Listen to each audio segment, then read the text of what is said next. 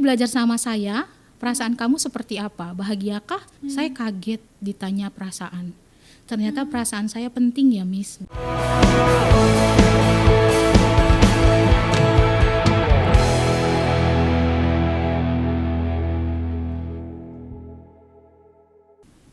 Halo teman SMA, kembali lagi di podcast Cerita SMA. Episode kali ini bersama saya Ajeng Gebisha Fitri akan menemani teman SMA dalam podcast Cerita SMA. Baik teman SMA, kali ini saya ditemani oleh narasumber inspiratif dari guru SMA Negeri 1 Tambun Selatan, yaitu Ibu Dian Rosalina. Halo Ibu Dian, apa kabar? Halo Mbak Ajeng, kabar baik. Mbak Ajengnya gimana? Baik juga Ibu. Oke. Baik Ibu, boleh silakan untuk menyapa teman SMA di seluruh Indonesia. Halo teman SMA di seluruh Indonesia, salam merdeka belajar. Oke, baik Ibu, terima kasih sudah menyapa teman SMA. Teman SMA, ada kutipan dari Ki Hajar Dewantara nih yang menyatakan bahwa serupa seperti para pengukir yang memiliki pengetahuan dalam keadaan kayu, jenis-jenisnya, keindahan ukiran dan cara-cara mengukirnya. Seperti itulah seorang guru seharusnya memiliki pengetahuan mendalam tentang seni mendidik. Bedanya, guru mengukir manusia yang memiliki hidup lahir dan batin. Seperti yang kita ketahui teman SMA bahwa implementasi kurikulum merdeka ini diharapkan menjadi jawaban atas krisis pembelajaran yang semakin bertambah akibat pandemi COVID-19 yang menyebabkan hilangnya pembelajaran atau learning loss dan kesenjangan pendidikan. Jadi, penerapan kurikulum merdeka ini harus ada esensinya nih. Nah, esensinya itu apa sih? Tentu saja esensinya itu dapat menciptakan ruang bagi peserta didik untuk tumbuh dan berkembang sesuai dengan kebutuhan peserta didik masing-masing. Dan di sini juga guru-guru harus mengetahui strategi pembelajaran apa yang diterapkan agar kebutuhan peserta didik ini dapat terpenuhi dengan baik. Nah, di sini cara berpikir kreatif juga diperlukan. Nah, teman SMA, mungkin banyak teman SMA yang belum mengetahui nih sistem pembelajaran berdiferensiasi ini apa. Apakah ada kaitannya dengan implementasi mereka belajar atau tidak? Jadi langsung aja yuk kita tanya ke Ibu Dian. Ibu mungkin udah tahu nih pembelajaran berdiferensiasi. Nah, aku sebagai orang awam sebenarnya baru tahu nih Bu ada pembelajaran berdiferensiasi ini. Jadi menurut Ibu apa sih Bu pembelajaran ini? Baik, ya terima kasih Mbak Ajeng. Pembelajaran berdiferensiasi ini dapat dikatakan bahwa sebagai serangkaian keputusan yang masuk akal yang diambil oleh guru dalam rangka atau berorientasi untuk memenuhi kebutuhan dari belajarnya peserta didik atau siswa. Nah, biasanya nih selama ini tanpa disadari guru itu selama ini sudah dihadapkan dengan berbagai macam tantangan di kelas. Berbagai siswa yang beragam dilihat dari latar belakang dan lain-lainnya. Nah, namun keterampilan ini tidak disadari guru karena guru sudah secara natural menghadapi tantangan dalam pembelajaran. Lalu guru-guru kita ini begitu hebatnya dalam menghadapi berbagai tantangan beragam yang ada dimiliki oleh peserta didik. Nah, dalam hal ini keberagaman itu bisa dilihat dari mulai kesiapan belajar dari murid, pengetahuan yang beragam, minat siswa yang beragam, dan juga tentunya profil dari belajar itu sendiri. Jadi pembelajaran berdiferensiasi itu ada untuk memfasilitasi setiap perbedaan yang dimiliki oleh peserta didik. Begitu Mbak Ajeng. Oh, jadi ini tuh berdasarkan dengan keunikan siswa masing-masing ya Bu ya? Betul, yang melekat pada diri siswa. Oh gitu Bu.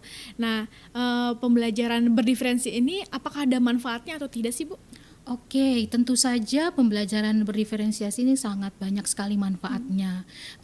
Ketika pembelajaran berdiferensiasi ini diterapkan di kelas, contoh di kelas saya mau jelasin sedikit ya. Oke, Biasanya setiap memulai awal dari pelajaran ini bisa dilakukan semacam assessment. Assessment itu bukan pretest. Kalau pretest kan ada post-test, tapi assessment tidak. Assessment ini ada dua macam, assessment kognitif dengan assessment diagnostik kognitif dan assessment diagnostik non-kognitif. Untuk yang kognitif ini kita akan menilai seberapa jauh pengetahuan setiap siswa dengan cara memberikan pertanyaan yang terkait dengan materi yang akan diajarkan. Nah, untuk mengetahui tingkatan dari pengetahuan itu kita buat pertanyaan yang mengikuti taksonomi Bloom, C1 sampai C6. Siswa diminta untuk memilih mana soal yang mereka mau jawab gitu. Nah, dari situ kita bisa memetakan, oh ada siswa yang sudah memahami berada di C1 atau C2 sampai C6. Dari situ kita mengelompokkan siswa berdasarkan readiness atau kesiapan belajarnya dia. Lalu ada juga asesmen non kognitif. Di situ kita mau menilai minat dan juga profil. Minat di sini maksudnya apakah siswa ini tertariknya di seni, sains, atau olahraga. Sedangkan untuk profil, bagaimana cara siswa lebih mudah mendapatkan informasi atau menyerap informasi yang diberikan oleh guru atau sumber belajar, apakah secara audio, visual maupun kinestetik. Nah, ketika ini sudah didapatkan datanya, maka kita bisa mengelompokkan siswa. Nah, dari pengelompokan itu tentu saja akan diberikan treatment dan perlakuan yang berbeda. Tidak mungkin siswa yang baru, misalkan saya mengajarkan sistem gerak di pelajaran biologi. Siswa yang baru atau hanya memahami organ saja, nama-nama organ, namun mekanisme kerja dari sistem gerak itu tidak paham, itu tidak mungkin mendapatkan perlakuan yang sama. Jadi akan ada perlakuan atau cara teknik proses belajar yang berbeda. Dan biasanya saya mengelompokkan itu menjadi 3 kelompok. Ada siswa yang sudah memahami keseluruhan, baik itu organ, mekanisme maupun kelainannya. Ada siswa yang baru memahami organ dan mekanisme. Ada siswa yang hanya memahami organnya saja. Nah, biasanya kelompok siswa yang sudah memahami itu akan saya jadikan tutor sebaya bagi rekannya yang memahami misalkan organ dan juga mekanisme. Untuk siswa yang baru memahami organ itu biasanya saya yang akan menghandle secara langsung. Nah, dengan adanya perbedaan treatment pengelompokan, maka siswa biasanya nih Mbak Ajeng akan mempersembahkan kinerja terbaiknya karena mereka merasa dihargai, merasa difasilitasi kebutuhannya dan merasa bahwa saya ternyata penting ya. Artinya ternyata saya diperhatikan oleh guru saya sejauh mana pemahaman saya itu saya nggak perlu jadi orang lain Mbak Ajeng. Saya tetap jadi diri saya sendiri dan saya akan belajar dengan progres saya dengan starting point yang berbeda dengan teman saya. Dan apapun progres yang dihasilkan oleh setiap kelompok itu, sekecil apapun progres itu tetaplah progres dan harus dirayakan. Jadi dari situ siswa biasanya akan menunjukkan versi terbaik dari dirinya sendiri. Itu yang sudah saya buktikan. Seperti itu Mbak Ajeng. Itu yang kedua. Manfaat yang kedua adalah ketika proses pembelajaran berdiferensiasi atau terdiferensiasi ini dilakukan, biasanya nanti teman-teman yang menjadi tutor sebaya itu dia akan melihat bahwa biasanya di akhir pelajaran dia akan bilang ke saya, ternyata saya itu ada gunanya. Saya punya bakat terpendam loh. Saya bisa mengajarkan teman saya yang tadinya tidak tahu menjadi tahu. Selama ini saya tidak tahu kalau saya bisa seperti itu. Saya bisa berkomunikasi di depan teman-teman, saya diberikan panggung gitu loh. Dan dia menjadi pribadi yang memiliki optimis tinggi, percaya diri tinggi, dan ditambah menghargai adanya perbedaan terhadap teman-teman yang ada di kelas.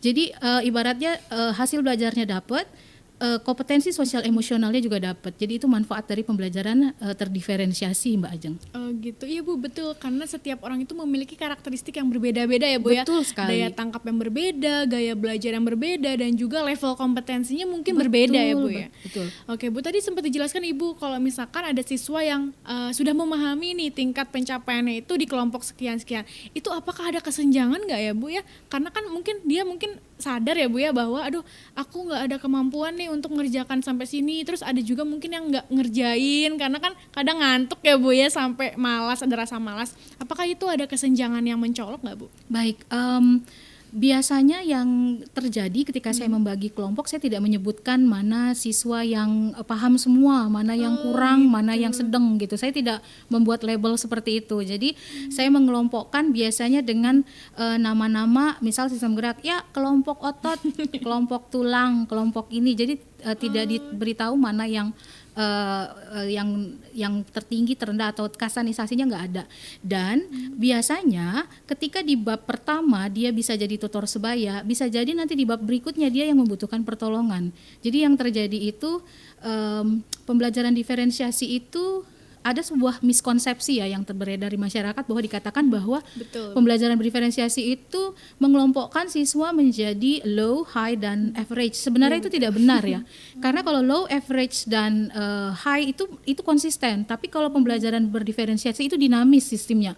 Ketika di bab 1 bisa jadi dia tutor sebaya, tapi ketika nanti di bab sistem berikutnya bisa jadi dia menjadi yang ditutori gitu loh. Jadi atau bisa juga dia berada di kelompok yang sedang. Jadi sedang, tinggi, rendah itu menjadi rahasia saya. Jadi tidak saya soundingkan ke anak-anak supaya tidak ada labeling. Seperti itu. Jadi memang nanti ke depannya karena dalam 1 tahun itu kan banyak sekali bab chapter yang harus dikuasai. Nanti itu dinamis. Yang tadinya tutor bisa jadi yang ditutori, yang tadinya sedang bisa jadi tiba-tiba yang paling bawah. Jadi dari situ kita sekaligus juga mengajarkan kepada siswa kita sebuah bentuk empati. Bahwa ketika kita nanti di masyarakat, mungkin kita jago di bidang A. Tapi ketika kita bertemu dengan teman kita yang di bidang B, belum tentu kita lebih pintar dari dia. Bisa jadi kita yang belajar dari orang tersebut. Jadi menjadi pribadi yang tidak sombong, mau belajar dan tahu bahwa di atas langit ada langit. Iya, mungkin Bu, itu betul. ya. Setuju sih Bu, tidak ada labeling ya Bu. Tidak ada labeling. Kalau saya kan dulu masih ada ya Bu ya, ini barisan yang pintar, yang biasa sampai yang paling worst gitu. Iya betul gini, karena pembelajaran berdifferensiasi percaya bahwa setiap anak memiliki potensi tersendiri. Itu yang perlu salah satu ciri khas dari pembelajaran terdiferensiasi bahwa setiap siswa, setiap anak memiliki potensinya masing-masing. Tugas guru adalah menggali potensi tersebut. Jadi itu persepsi yang harus kita samakan dalam pembelajaran berdiferensiasi, seperti itu Mbak. Iya betul Bu. Jadi itu mungkin perlu pembelajaran berdiferensiasi itu supaya guru itu bisa lebih pendekatannya tuh lebih inklusif ya Bu ya, lebih tahu potensi yang digali di siswa itu harus seimbang mungkin ya Bu ya, antara pembelajaran dan juga mungkin di bidang olahraga, seni dan lainnya itu bisa tercapai keseimbangannya ya Bu iya, ya. betul. Jadi memang setiap siswa itu kalau menurut Ki Hajar Dewantara itu setiap anak lahir ke dunia ini memiliki kodrat alam dan juga kodrat zaman. Iya, jadi kodrat alam itu maksudnya berbicara mengenai genetik ya, di mana lingkungan anak tersebut tumbuh itu pasti akan melekat sifat dan karakternya. Dan guru tidak bisa menghapus karakter yang sudah ada. Tugas guru adalah membimbing ke arah yang baik sehingga karakter-karakter jahat atau karakter-karakter tidak baik itu tergerus dengan sendirinya. Bahkan Ki Hajar Dewantara menganalogikan guru itu seperti Pak Tani, sedangkan siswa itu seperti tanaman padi. Tanaman padi adalah tanaman padi, dia tidak mungkin menjadi tanaman jagung. Pak Tani tidak bisa mengubah menjadi jagung. Tapi yang bisa Pak Tani lakukan adalah membuat tanaman padi tersebut memberikan hasil yang terbaik, panen yang terbaik dengan cara memperbaiki irigasi, memberikan pupuk, memperbaiki atau mencabut gulma. Jadi kita nggak bisa mengubah kodrat dari anak tersebut. Jadi kalau misalkan ada siswa yang misalkan tidak excellent dalam biologi, bukan berarti dia selamanya. Bisa jadi dia jago di olahraga, bisa jadi dia jago di seni, dan baik itu sains, baik itu olahraga maupun seni, itu semuanya sama-sama berharga. Jadi semuanya sama-sama harus mendapatkan appreciate yang sama. Seperti itu dalam pembelajaran berdiferensiasi Mbak Ajeng. Betul, jadi ada menyetarakan semuanya Bu ya, sama ya Bu ya dalam pembelajaran. Iya, jadi memandang semuanya berharga. Iya. Betul, luar biasa Ibu. Baik Ibu, jadi mengapa kurikulum diferensiasi ini diberikan kepada anak berbakat? Kurikulum pembelajaran berdiferensiasi ini sebenarnya bisa digunakan dalam segala macam anak ya.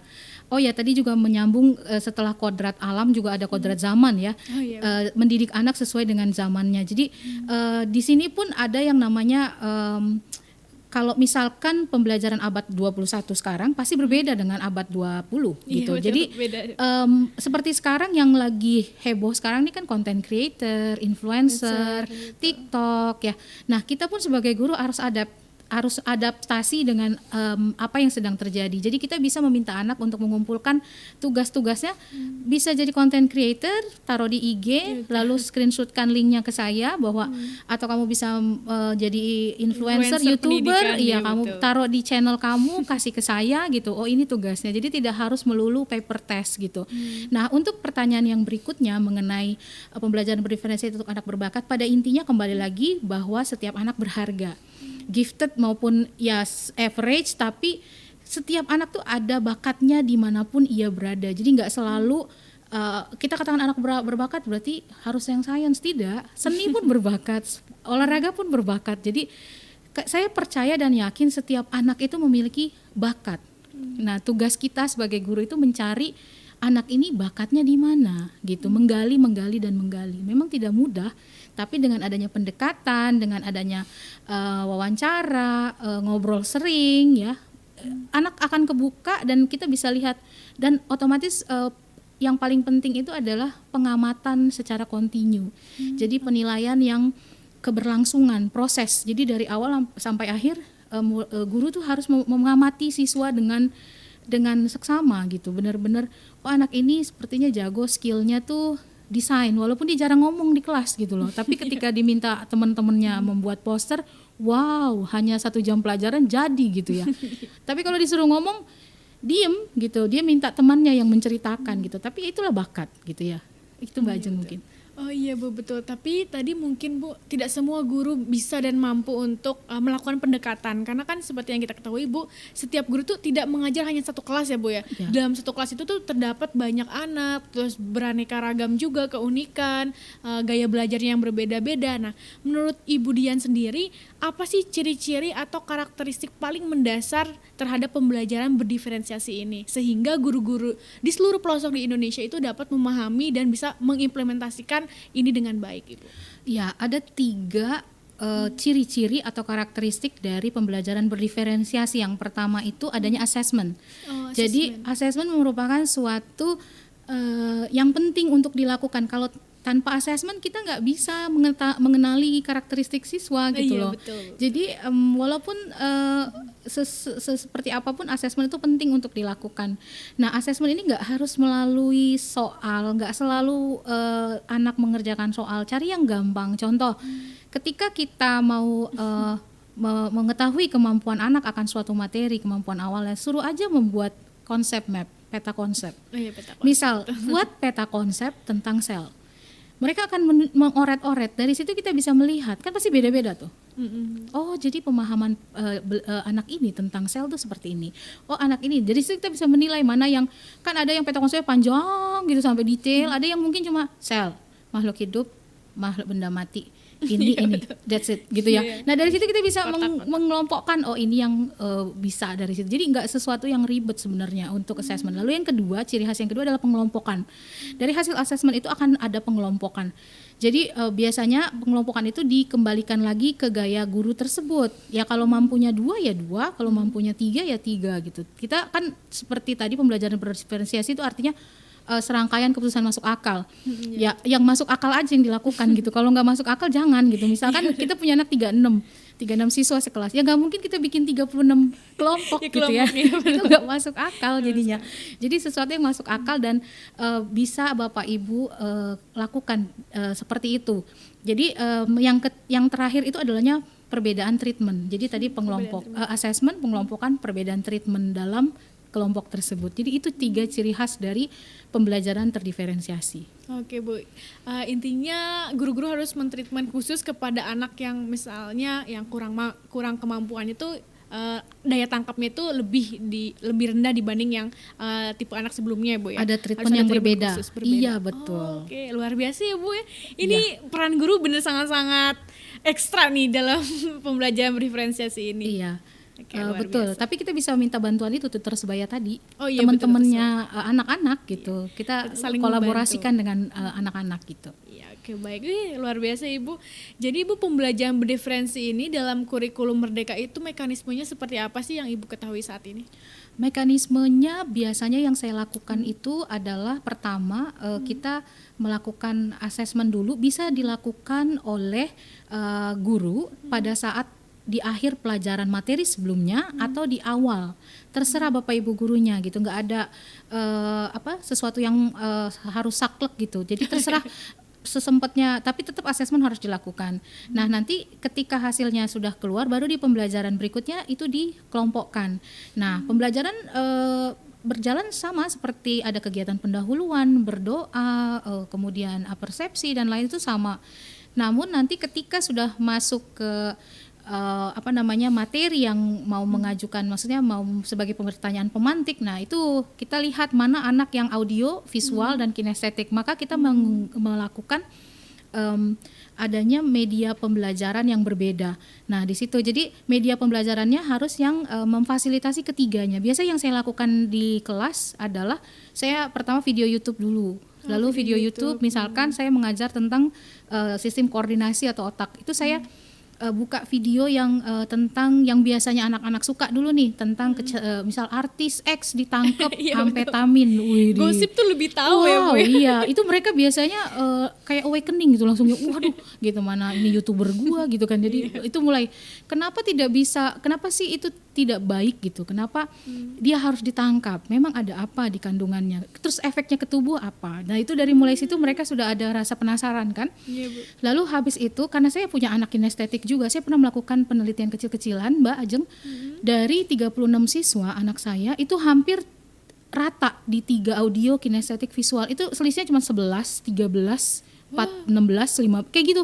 Jadi berarti kan berarti kan itu mereka punya preferensinya masing-masing gitu ya. Betul. Nah, biasanya setelah itu saya akan membagikan kelompok yang tadi udah hasil assessment, lalu di kelas itu berkelompok duduk-duduknya. Yang tutor sebaya mulai beraksi, saya pun dengan anak-anak. Biasanya kita harus, guru juga harus paham bahwa kita tidak boleh menjadikan diri kita satu-satunya sumber belajar. Itu yang penting. Betul. Jadi kalau kita melakukan menganggap diri kita satu-satunya sumber belajar, nanti kita capek sendiri. Kan sekarang udah ada gadget, udah ada teknologi, anak-anak jauh lebih pinter karena mereka generasi Z kan. Mereka lebih jago dari gurunya bahkan. Jadi tugas kita memfasilitasi pertanyaan pemantik. Ada apa sih di sistem koordinasi kok bisa kecanduan? Itu gimana ceritanya sih gitu. Jadi biarkan mereka mencari sendiri ilmunya. Dengan caranya, dengan gayanya. Lalu nanti biasa kita cek lagi yang tutor yang sebaya udah seperti mana gitu. Nah setelah itu nanti kita habis udah selesai, kita icebreaker, kita joget bareng. Biasanya ada istilah menari bersama, itu biasanya lagu-lagu Cocomelon gitu, lagu-lagu anime yang tentang sistem gerak gitu, tentang lagu-lagu berbahasa asing yang itunya tuh tentang liriknya tentang sistem gerak gitu. Tentu saja tidak boleh lari dari materi ya, dari tujuan pembelajaran itu tidak boleh. Nah tetap sesuai. Nah setelah itu baru dilakukan ada yang namanya ini diferensiasi. Tadi kan diferensiasi produk proses ya. Diferensiasi proses sama konten. Lalu nanti terakhir itu adalah penugasan. Nah penugasan itu anak-anak boleh mengumpulkan tugas sesuai kehendak mereka. Contoh, misalkan anak-anak diminta untuk diberi opsi, boleh infografis, musikalisasi puisi, boleh juga tarian dan lagu, boleh juga infografis, komik, apapun. Yang penting mereka memilih dari salah satu itu. Nah, jadi satu lagi yang penting itu ketika kita menerapkan pembelajaran berdiferensiasi, kita juga menerapkan yang namanya kesepakatan bersama di awal. Kesepakatan bersama di kelas itu kita membuat semacam kontrak di mana apa yang boleh dan tidak boleh dilakukan. Contoh misalnya di kelas rules gitu ya Bu ya. Selama ini kan murid dipaksa untuk menerima aturan dari guru tanpa ada kesempatan bertanya kenapa. Tapi kita membuat suatu kesepakatan bersama. Contoh misalkan ketika belajar, ketika menjelaskan, guru kita harus memperhatikan, tapi setelah menjelaskan boleh dengerin musik misalkan. Ketika mengerjakan tugas boleh dengerin musik. Itu kita bernegosiasi di dalam kelas. Saya juga misalkan kalau pelajaran biologi habis pelajaran istirahat, itu spare keterlambatan berapa menit? Misal 10 menit, karena dari kantin ke kelas kan belum ngantrinya dan lain-lain.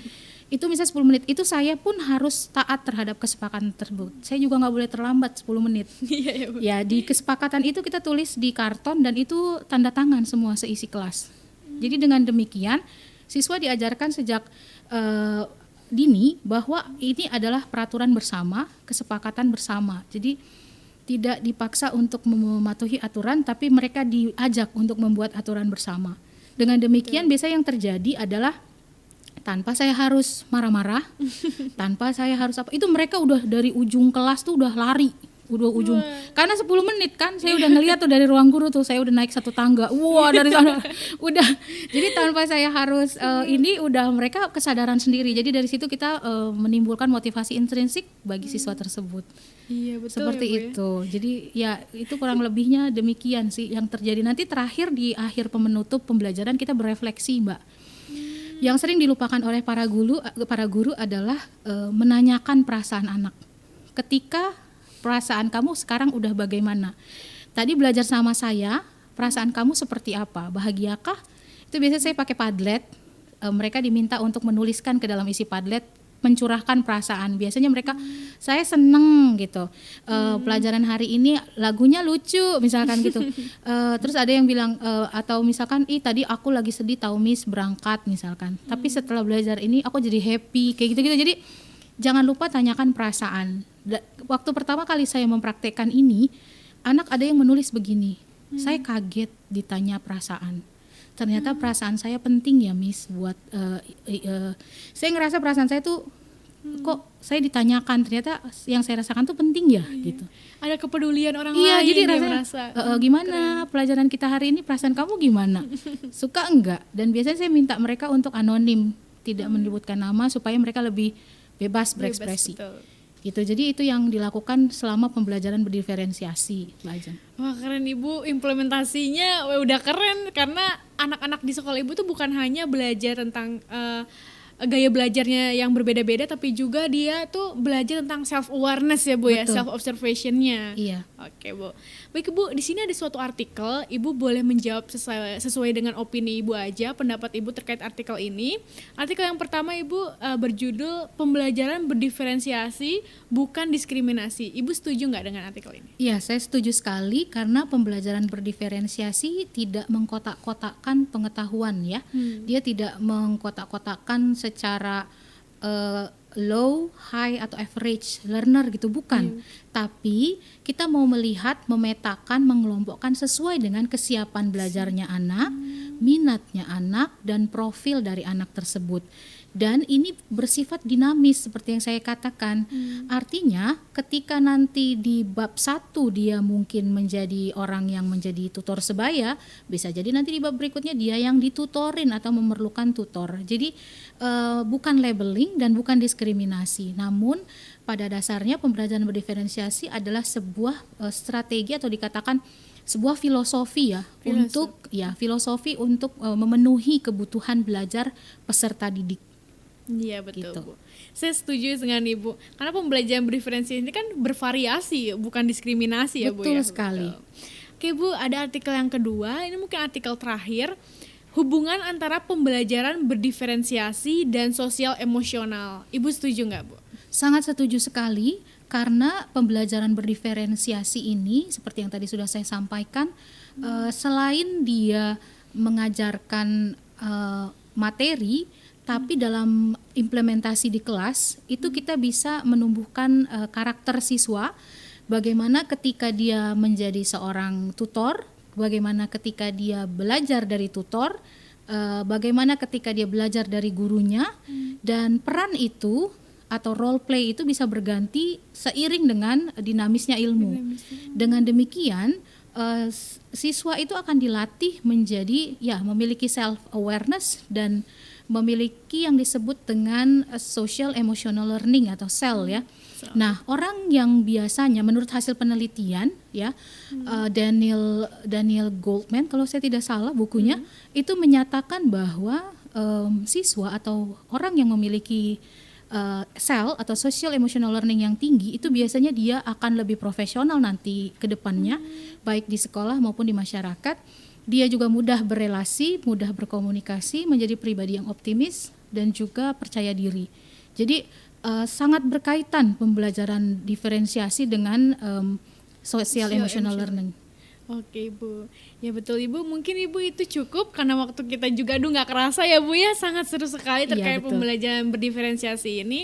Boleh Ibu mungkin kalau ada tambahan sedikit sebelum kita closing statement terkait pembelajaran berdiferensiasi ini supaya teman SMA dan juga guru-guru di seluruh Indonesia tuh lebih paham dan cepat-cepat mengimplementasikan pembelajaran berdiferensiasi ini dengan baik Ibu. Iya, baik, mungkin yang perlu saya indikan ya, kurikulum merdeka dengan pembelajaran berdiferensiasi itu sangat erat kaitannya, karena kurikulum merdeka itu sendiri kan sangat identik dengan pembelajaran yang berpihak pada murid ya. Betul. Nah, differentiated learning ini atau pembelajaran berdiferensiasi ini juga demikian. Jadi kurikulum merdeka menekankan pada strategi teaching at the right level. Nah, pembelajaran diferensiasi itu semacam ya identik lah hubungannya dengan kurikulum merdeka.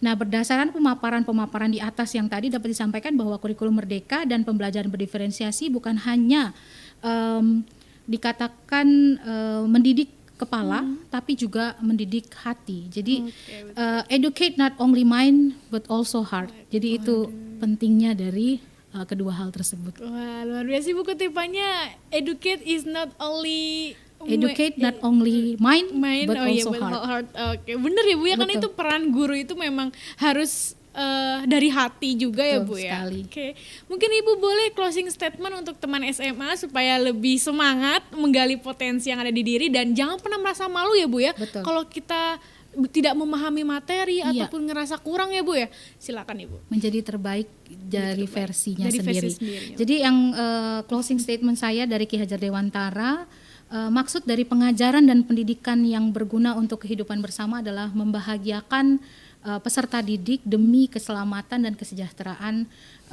peserta didik tersebut dan juga lingkungan yang ada di sekitarnya. Itu adalah makna dari Bapak Pendidikan Indonesia. Baik. Ki Hajar Dewantara. Ibu terima kasih banyak bincang-bincangnya Ibu. Terima sangat kasih luar kembali biasa. Mbak Ajeng. Semoga kita bisa bertemu di lain waktu ya Bu. Amin. Sehat Makasih. selalu Ibu. Mbak Ajeng juga sehat selalu. Oke, baik. Oke teman SMA, itulah episode tentang pembelajaran berdiferensiasi. Terima kasih sudah menyimak dan nantikan episode cerita SMA selanjutnya. Dadah.